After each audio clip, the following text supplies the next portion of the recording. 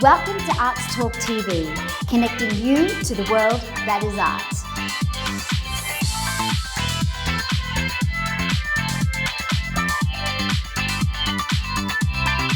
Hi, I'm Corina Lawrence and welcome to Arts Talk TV.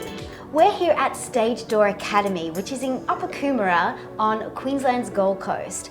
Now my next guests are a duo and definitely sisters doing it for themselves. They have had an incredible career in performance and modelling that has taken them all over the world. Please welcome to the show Marissa Burgess, Corina Burgess and Corina's daughter Savanna. Hi guys, welcome to the show. Thank you for having us. Thank you for joining us. The thing that really connects all of you guys is you're really Australia's leading showgirls, correct? You say so.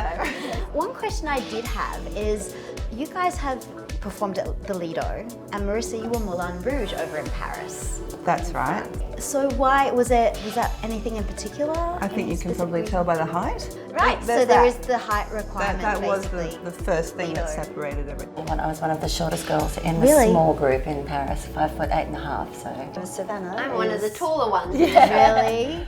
she's more the average height. And yeah. how long have you been doing the contract over there, Savannah? Just over 2 years. So what age were you when you moved away from home?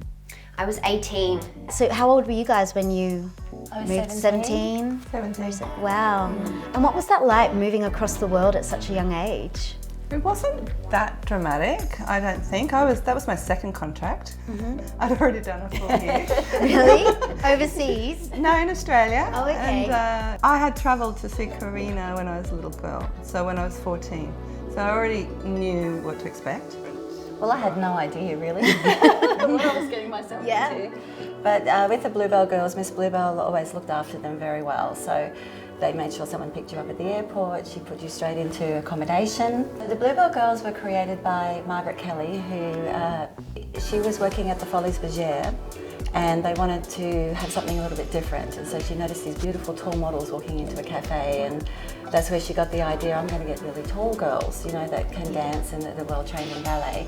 And that's how she started off with the Bluebell girls. And so your experience when you travelled over there was interesting, by the sounds of things. Well, I basically worked very hard at ballet to get a position like that. So I got there and I thought, well, I'm just going to do what my ballet teacher told me and do the best I can. What was it like for the two of you sisters growing up in showbiz together? We did all the dancing, Stedfords and concerts. It wasn't just a hobby for us, it was a means to an end. Then when Corina went and definitely paved the way because she had to do all the hard yards and figure it all out, then I came along pretty easily. I'd already made sure I knew French so I could speak quite well. You have to pay your bills and be an adult and grow up very fast.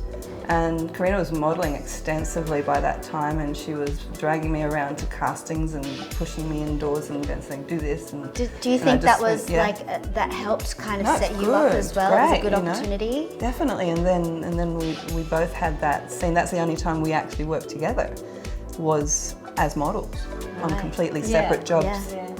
Touching on the basis, obviously having the two sisters there while you were in Paris together.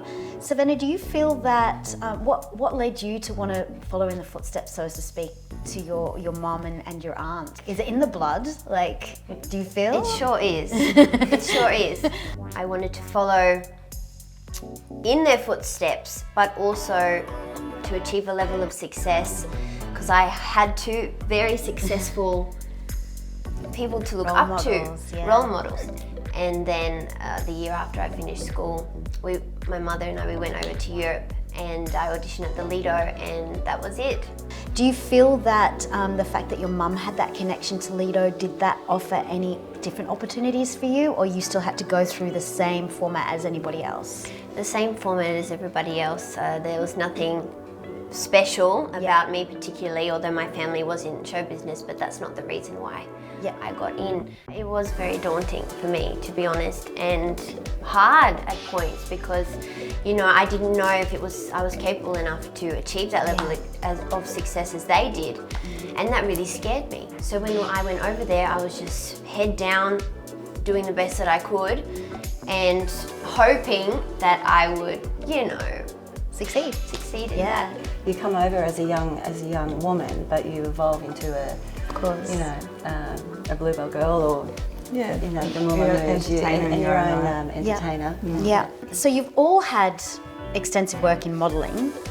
Give us a little bit more insight in comparison from being dancers, because I know the industries, they're all connected, but there's subtle differences. I always liken being a showgirl to being a ballerina/model anyway, because a lot of the times you are presenting incredible costumes and walking. And as much as you dance a lot and you need to be a full ballerina to do so, it's the ballet that gives you the poise to be able to carry those costumes elegantly and easily. One of my very first jobs was modelling, was the biggest fashion event ever held, and there were about 900 models. It happened on one day, and we walked from the Trocadero all the way across an elevated podium over the fountains, and we walked to the Eiffel Tower with one dress. In Paris, when I fell into modelling for the high fashion, there were long hours. It was 7 in the morning until 5 in the afternoon, just being on call as a house model. Beautiful models helped me, you know, how to put things on, take them off, how to walk. It's not the same as dancing. Dancing is a lot more physical, whereas modelling, I felt like it was a lot more hanging around, wearing fantastic costumes, but there's only that certain time that you're actually on the stage per se as to, you know, dancing at night. So, do you bring the characterization into when you're modelling, or is it just more about awareness of shapes? Not in my time, because for the haute couture, particularly the girls, you had no expression. But then that changed with the supermodels that came in. They completely changed that, and then they were out there and they were their personality. So, you know, the top models that I worked with, they were just, the cameramen were just screaming their names as they were walk down the catwalk. And you know, so they did have, I guess, a bit of attitude without giving too much. It's all about the clothes. I did showroom modelling in Paris. I did 2 seasons with a designer, and his name is Said Koubersi. They were just like princess dresses. They were It's not on a stage, right? It's on the floor level as well, right? Yes, it's in a hotel suite. And is the show, like, is that done for potential buyers Yes, to that's right. stock into their stores? That's exactly right, yes. I was with 2 other girls from the Moulin Rouge, and they liked having us there because we were efficient and we knew how to pose and show the dress in a specific way and things like that. Sense of professionalism, I think. That's right. Is It's more than what's required for modelling, let's put it that way. Corina and I have seen models pose consistently for hours and hours and hours and just never let the ball drop. It's incredible. It's hard work. That's a different discipline again. Okay, so just going through some of your credits. Marissa, you've done fashion shows and campaigns in Paris, France. Magazines you featured for Women's Day, Elle France, Vogue Italy, Marie Claire, Women's Weekly, New Idea, and a lot of coffee table artistry shoots. And you featured with Naomi Campbell. Well, a lot of the times photographers are absolutely intoxicated by the showgirl theme, but when you do a fashion editorial, for example, it's great to bring one supermodel like Naomi Campbell and Tatiana Patitz. They came in with her Brits. Her Brits did the photography for Michael Jackson, Janet Jackson, Tina Turner, and he did those beautiful sepia video clips that were in vogue in those days. So there was a lot of fashion shoots that we would partake in. There were a lot of shoots about us that we were featured. There were a lot of shoots just artsy things. Black and White magazine was a beautiful art magazine featuring a lot of nudity, and that was very beautifully done. And then you have your documentaries that come in and want the behind the scenes action and that sort of mystical, you know, what the artist is going through moment and the capturing of all that. So there's a lot of photography.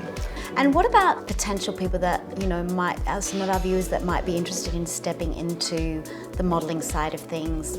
What advice would you give them based on your experience? I can give it just my very first experience. I went along to the place that I ended up working for, and the lady said walk, and she said some girls have it and some girls don't, and you don't have it, thank you very much, goodbye. And I was like, oh, okay, because I hadn't even learned how to walk or anything. And, you know, I was like, can I try again? You know, I was very kind of brave, actually, when I think back. And So cut a month later, the designer flew in from Japan, and her personal assistant wanted to see me and come in to meet the designer. And I hadn't done anything about it because I believed what that lady had told me, that I was never going to make it, and I didn't have what it took and all of that. And I went back the next day, then they put the clothes on and the hat and the shoes in the bag. And you were like, I show And you, like, I can okay. walk. And that lady, I was standing behind the designer, and so I just thought, I'm going to show you.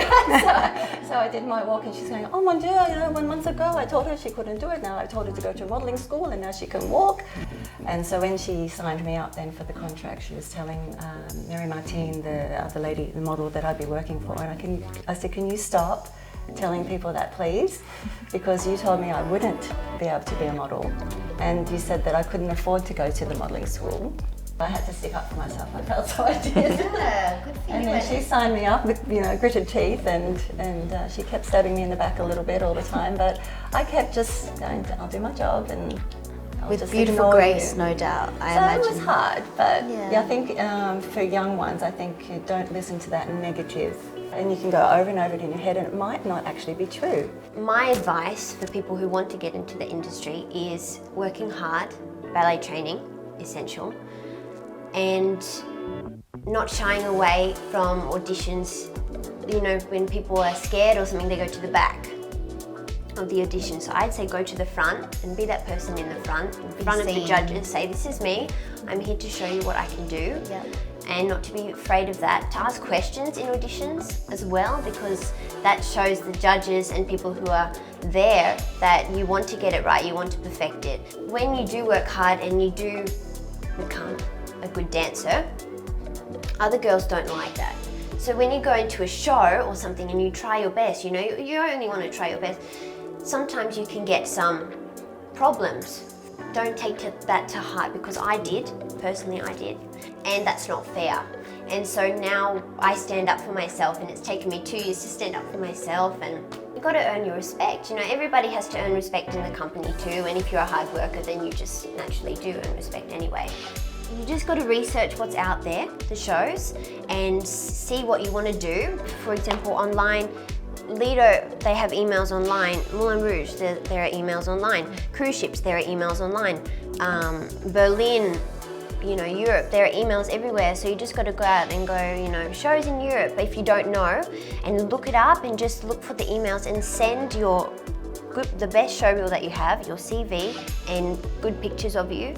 And that's basically how you can put yourself out there more. Let's just touch base on some of your credits, Corina. It's Corina's School of Dance, so you've had that for about 27 years? 27 years, yes. Wow. Yes. One of my best friends started it up in Beachmont. When she left the casino show, she was going to work in Korea. And so I said, well, I'll take it over and keep that going for you. So that's how I kind of fell into that. With regards to your hair and fashion modelling, you've done TV commercials in Hong Kong, France, Australia for companies and brands such as Pret-a-Porter, David Jones, Max Factor. I was a Glamish handbag girl too, actually. Really? Yeah, that was an interesting one. handbag girl, you know how big that was in the It day. was huge in the 80s. She had the double page in the woman's. I'll tell your story. Double page in the Woman's Weekly. You can tell a lot about Corina Burgess from Corina Burgess's Glamish handbag. We lost it. Yeah, once again it was through Bluebell, and it was through the Australian Embassy actually, and they said we'd like to audition the girls. Miss Bluebell said no, you have Corina or you have no one. I know there's training in how to learn how to move and do that type of stuff, but did people guide you, or you just had to?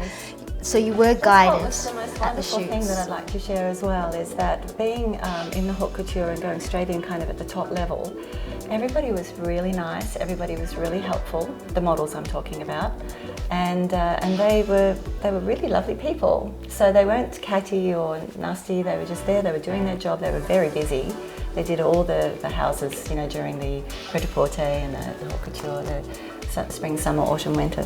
So they took time out because I was young, and they showed me the ropes, and they were very kind. When you come into anything like that, don't forget you're always practicing PR for yourself, your brand. You're your own brand.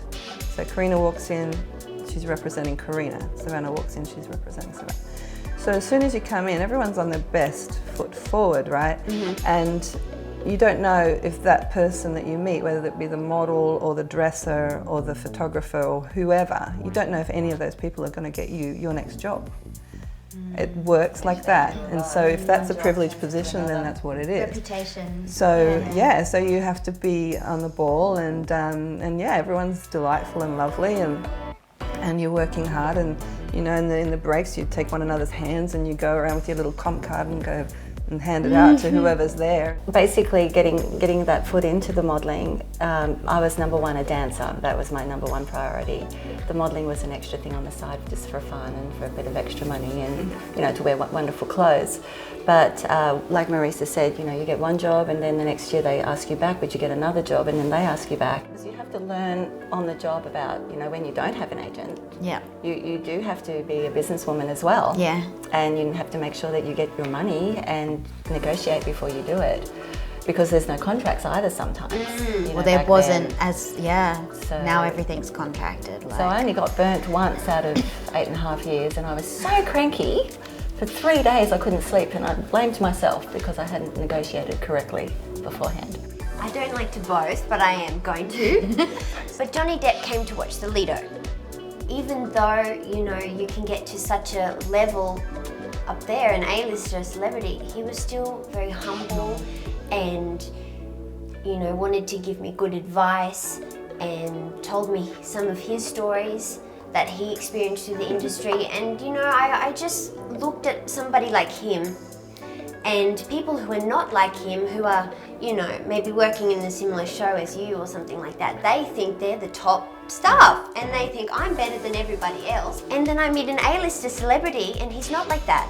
And I go, wow, I want to aspire to be like that too. Even if I do succeed, to stay humble, to remain friendly to everybody, to not walk around like you own the place or something like that. And that's what we found too, you know, the people at the top, like at the modelling, Yeah. I was saying they were very nice and kind and humble. And Telling him I do this every night, 2 times a night, and he was like, They're "You do that amazed. every night?" Like and he said to me, I couldn't do the same thing every single night, you know. And I said, yeah, it's hard, but you know, it's our job to make it interesting every night and to do the best we can and perfect it. And my sister was at the Moulin Rouge a very long time. How many years Yeah. were you there doing the same show? So every night? 17 years, and I did the one show for 12 years, so about 7,600 times. Oh. So there's that discipline that just keeps you going. That just brings a whole other level to 5, 6, 7, 8, doesn't it? And for us it was Gene Kelly. We stopped the show for Gene Kelly. Oh my And lord. then we met him afterwards, and he was, like they were saying, exactly the same, just like one Humble. of us. Yeah. Beautiful Yeah, the people. bigger the star, the more humble was. Yeah. Manelli couldn't be more gracious. She complimented each and every person, you know, how she's like, you're all wonderful, just wonderful, you're all wonderful, you know. So you guys have also been involved with the casino shows here on the Gold Coast and Cairns. And Marissa, you've done a lot of, because you're a singer as well, produced a lot of your own events. Tell us about how that story opened up. In Paris, we didn't sing live, we lip sync. I don't know if a lot of people realise that. We had 3 singers, so it was just not at all practical to have that type of thing on a roster and rotating days off when you're doing that many shows every week. I trained for 7 years with a lyrical opera teacher, and through Corina's friends, once again connection. So Corina's best friend got me that connection. It's very difficult to get into singing lessons in Paris. It's expensive and you have to know the right people. So that helped me get my first job as a singer, which was Jupiter's Casino. Now, start. I came away from the Moulin Rouge, left everything I knew, jumped in the deep end with the singing contract. Ball Productions invited me out, and that's how I started singing. So that led on to other productions, being the singer of other productions, and having left the Moulin Rouge, I didn't realise just how many producers wanted to work with me, so it was really nice because there was a sort of close succession of lots of different productions behind that. And invariably you make your own show as well, so I took my own show onto the cruise ships and did a bit of that, and then I got invited back to Europe to do production and to do choreography and present dancers, because they'd never had dancers in a Spiegel tent before. And they thought, well, who better to do that for the very first time but me? So I got that connection as well. But I also set up what is now permanently about 15 dancer positions, permanent positions that people can audition for that were not previously there. I know, Marissa, you've raised the point of there's so much incredible talent here in Australia, and yet doesn't seem to have the same opportunities. It's nuts. Why do we have dance schools and why do we teach everyone dance? Boys do football, girls do dancing. That's just how it is here. So you can't tell me that there's not people out there that don't love and adore show business and shows and performance and costumes and everything and production and everything that goes with it, because not to mention the money they invest as well, and then where does it go? So it fizzles into the air and it goes all overseas. Money is made overseas, it's spent overseas. It doesn't make any sense to me. As much as we all love going overseas, it's a shame to think that just because it's your job, because it's not just a vocation, it's a job, and I just feel like a lot of people see it as some kind of fun thing you do when you're young. It's not. We only do it when we're young. It's because it's the nature of the job that makes you do it when you're young, and then after your body starts to hurt, you have to stop. Otherwise, we'd keep doing it. Yeah. Just on the Gold Coast alone, there's possibly, or in the southeast Queensland, there's possibly, I'm going to say 20, maybe 30 people from Paris. Yes. There's people from Cirque du Soleil come home. There's people from big ballet companies all over Europe. All the cruise ships. All the cruise ships, hundreds and hundreds. And that's just in southeast Queensland. Now take that to Sydney, take that to Melbourne, Adelaide, Perth. Everyone's home. And Why is all that talent hungry gone in the first place? Hungry Why to get back can't up on they be stage. here? And in the 60s, sorry to interrupt, but in the 60s I've spoken to a lot of people, you know, when they came to Australia from all over the world, top acts, they would come and they would do all of the clubs. Yeah. There was a big scene in the clubs and they'd go right around Australia. It used to be a population issue, okay? We've got a small population. Business-wise, it's difficult to put out a big show and have it amortised in a short frame of time. So why can't the Gold Coast have an international attraction on par with the things that go on in Vegas? Why not? Why can't people travel to Australia quite readily now? In the days, tourism to Australia was quite low. Now, tourism is right up there. Okay, they don't come to see shows necessarily. They come to see the Outback, or they come to see Sydney, they come to see iconic Australian things.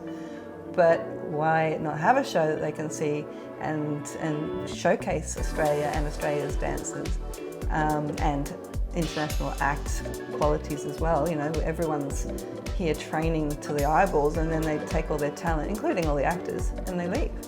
When can we do it more? You know, I mean, once again, the population is a restricting thing here in Australia. So that's why we tour. We go to New Zealand as well, and we do all of Australia. But for my part, I mean, I've done this stuff to death, right? I don't need to be going on the stage anymore. It's fine. I do it because suddenly there's an opportunity opens up for all this employment. And of course, I like to get dressed up sometimes too.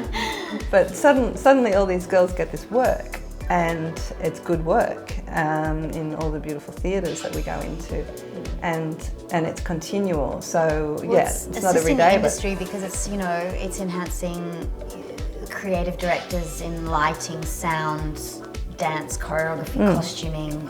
So it's a domino effect. It's a ricochet of creating more work, more opportunities, more culture. Yeah. And also more culture, as you say, more culture in the sense that it's suddenly broadening the spectrum of what people can go and see. Because it got a little bit in a rut there, you know. It was your festivals and your burlesque, and then your ballet, and then your theatre and your musical theatre, and then it sort of started to really contract in on itself. Whereas those were the only things that worked. So my reckoning is to sort of make it pack out and bring more things in. Yes, Bangara and things like this, very eclectic and original work. Tap Dogs. You know, Tap Dogs was there. So the culture needs to be expanding all the time, not restricting. Did you feel there was restrictions in regards to working with the show that you were producing with Michael Boyd? Like, were there any specific restrictions? Like people were a bit thrown. They didn't quite know what the show was. We had to just rely a little bit on faith at times.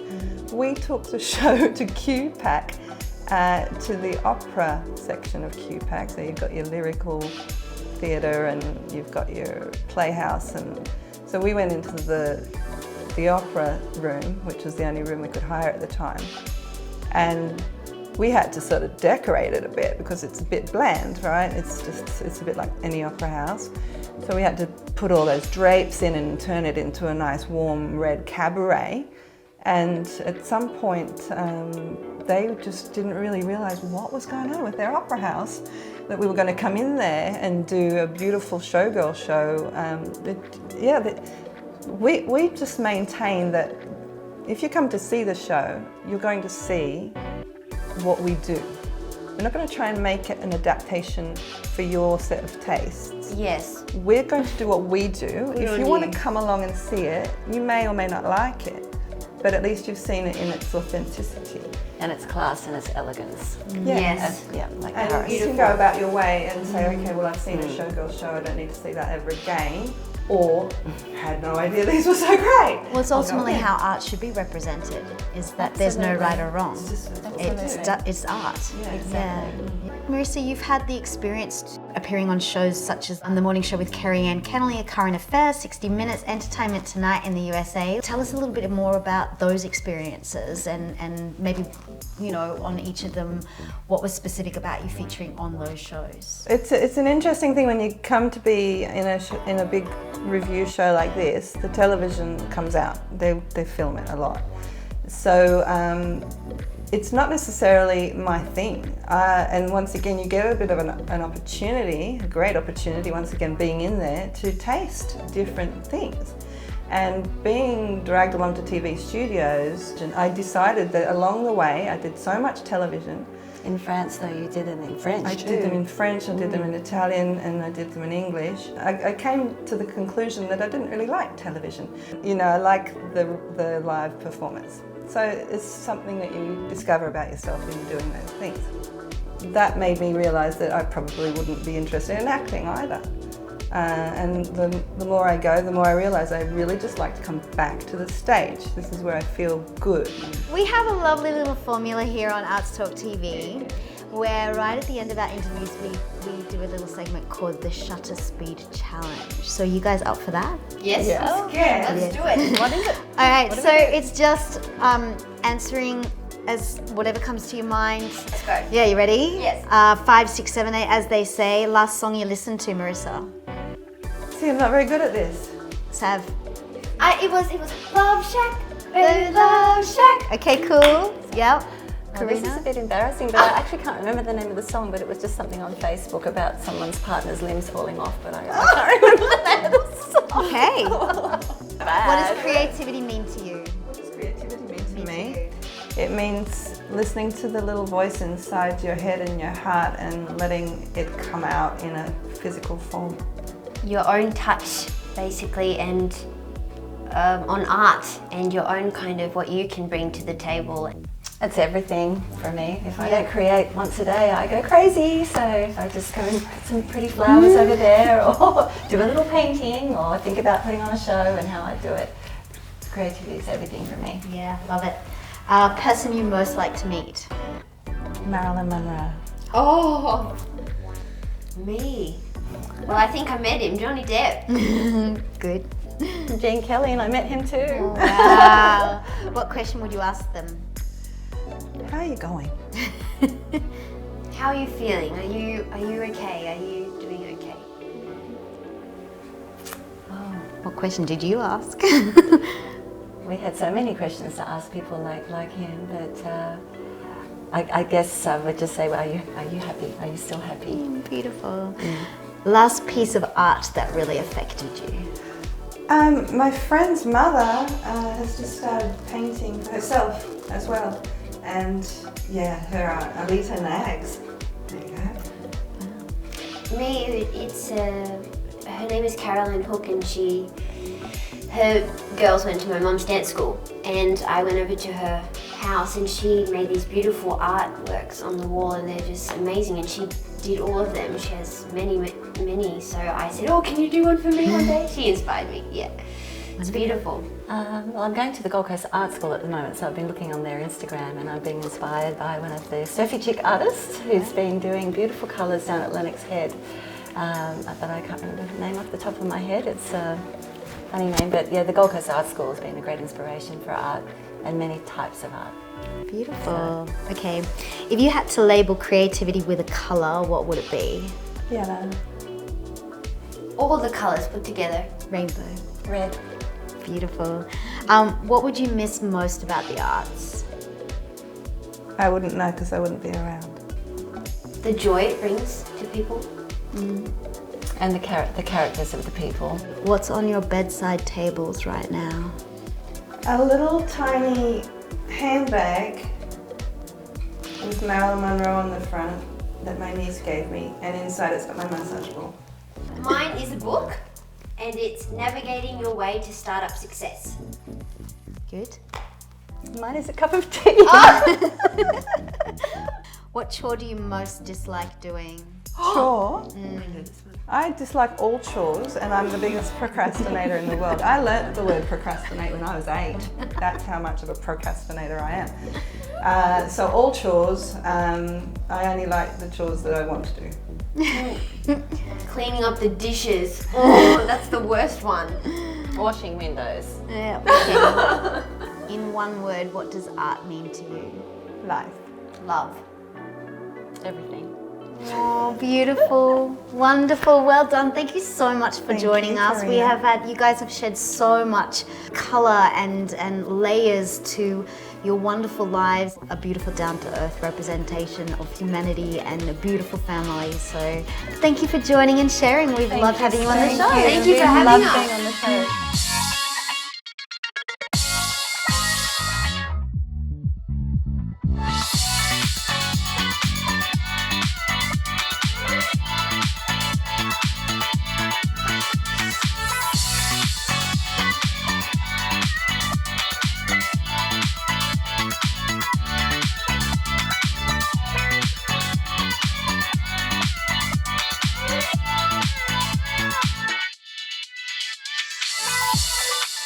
Thanks for joining us. We look forward to seeing you at our next episode.